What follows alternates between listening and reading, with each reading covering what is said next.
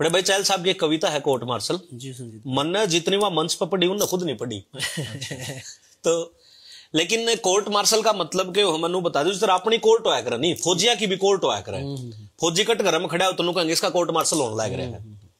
तो कविता है या कि आर्मी कोर्ट रूम में आज एक केस अनोखा अड़ा था। छाती तान अफसरों के आगे फौजी बलवान खड़ा था। बिन हुक्म बलवान तूने ये कदम कैसे उठा लिया, किससे पूछ के उस रात तू दुश्मन की सीमा में जा लिया। बलवान बोला सर जी ये बताओ कि वो किससे पूछ के आए थे, सोए फौजियों का सिर काटने का फरमान कौन से बाप से लाए थे। वाह वाह। अब बलवान का जवाब में सवाल दागना अफसरों को पसंद नहीं आया और बीच वाले अफसर ने लिखने के लिए जल्दी से पेन उठाया। एक बोला कि बलवान हमें ऊपर जवाब देना है, तेरे काटे हुए सिर का पूरा हिसाब देना है, तेरी इस करतूत ने हमारी नाक कटवा दी, अंतरराष्ट्रीय बिरादरी में तूने थू थू करवा दी। बलवान सिंह खून का कड़वा घूंट पी के रह गया, आंख में आया आंसू भीतर ही बह गया।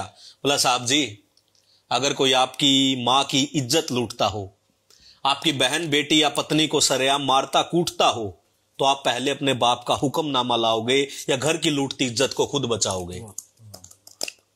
अफसर नीचे झांकने लगा, एक ही जगह पर ताकने लगा। बलवान बोला साहब जी गांव का गवार हूं, बस इतना जानता हूं कौन कहां है, देश का दुश्मन सरहद पे खड़ा खड़ा पहचानता हूं।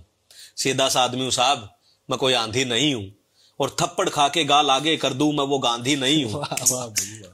अगर सरहद पे खड़े होकर गोली न चलाने की मुनादी है तो साहब माफ करना, ये काहे की आजादी है। और सुनो साहब जी, सरहद पे छिड़ी जब जब भी लड़ाई है, भारत मां दुश्मन से नहीं आप जैसों से हारती आई है। ये वोटों की राजनीति लोकतंत्र का मैल है, भारतीय सेना इस राजनीति की रखेल है। ये हमें क्या हुक्म देंगे जो खुद ही भिखारी हैं, किन्नर हैं सारे के सारे, ना कोई नर है ना कोई नारी है। और ज्यादा कुछ कहूं तो साहब दोनों हाथ जोड़ के माफी है, दुश्मन का पेशाब निकालने के लिए हमारी आंख ही काफी है। और साहब एक बात बताओ, वर्तमान से थोड़ा सा पीछे जाओ, जब कारगिल में अपना पंजाब वाला यार जसवंत खोया था, आप गवाओ साहब उस दिन मैं बिल्कुल भी नहीं रोया था। खुद उसके शरीर को गांव में जाकर उतार कर आया था, उसके दोनों बच्चों के सिर साहब मैं पुचकार कर आया था। पर उस दिन रोया जब उसकी घरवाली हौसला छोड़ती दिखी, लघु सचिवालय में चपड़ासी के आगे हाथ पांव जोड़ती दिखी। आग लग गई साहब, दिल किया सबके छक्के छुड़ा दूं, चपड़ासी और चरित्रहीन अफसर को मैं गोली से उड़ा दूं।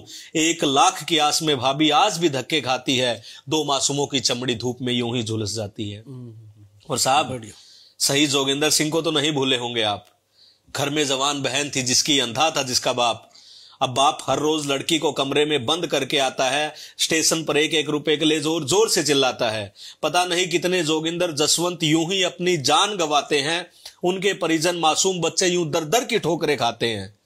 भरे गले से तीसरा अफसर बोला कि बात को और ना बढ़ाओ, उस रात क्या हुआ हमले में बस यही सफाई में बताओ। अब भरी आंखों से हंसते हुए बलवान बोलने लगा, उसका हर बोल सबके कलेजों को छोलने लगा। साहब उस हमले की रात हमने संदेश भेजे लगातार 7, पर हर बार की तरह कोई जवाब नहीं आया। 2 जवान मारे गए, कोई हिसाब नहीं आया। चौकी पे जमे जवान लगातार गोलीबारी में मारे जा रहे थे। हम दुश्मन से नहीं साहब, हेडक्वार्टर से हारे जा रहे थे।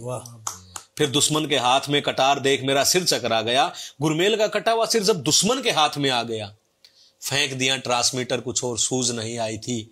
और बिना आदेश के पहली मर्तबा सर मैंने बंदूक उठाई थी। गुरमेल का सिर लिए दुश्मन रेखा पार कर गया, पीछे पीछे मैं भी अपने पांव उसकी धरती पे धर गया।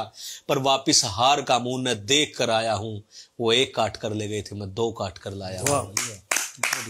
इस बयान का कोर्ट में न जाने कैसा असर गया, पूरे ही कमरे में एक सन्नाटा सा पसर गया। पूरे का पूरा माहौल बस एक ही सवाल में खो रहा था कि कोर्ट मार्शल फौजी का था या पूरे देश का हो रहा था। कोर्ट मार्शल फौजी का था या पूरे देश का हो रहा था।